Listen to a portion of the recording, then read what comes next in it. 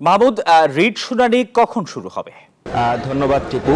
আসলে আপনি যেমনটি বলছিলেন যে মোহাম্মদ ইশরাককে মেয়র হিসেবে শপথ না পড়ানোর জন্য একটি রিট করা হয়েছিল গত বুধবারে, এবং সেই রিটের শুনানি কিন্তু অল্প কিছুক্ষণের মধ্যে এবং সময় নির্ধারণ করে দেওয়া হয়েছে, বেলা 1টার সময় আসলে শুরু হবে। গত বুধবারে কিন্তু এই রিট আবেদন করা হয়। শুধু শপথ বাক্য পাঠ না করানোর বিষয়টি নয়, যে নির্বাচনী ট্রাইব্যুনালে তাকে মেয়র হিসেবে ঘোষণা করা হয় সেই নির্বাচনী ট্রাইব্যুনালের বিচারকের বিরুদ্ধেও কিন্তু ব্যবস্থা নেওয়ার ব্যাপারে এই রিটে বলা হয়েছে। তো এই বিষয়ে কিন্তু 2020 সালের যে ফেব্রুয়ারিতে যে দক্ষিণ সিটি কর্পোরেশনের নির্বাচন হয়েছিল, সেখানে কিন্তু প্রায় 2.25 লাখ ভোটে কিন্তু শেখ ফজলে নূর তাপস কিন্তু বিজয় হয়েছিলেন ইঞ্জিনিয়ার মোহাম্মদ ইশরাককে হারিয়ে।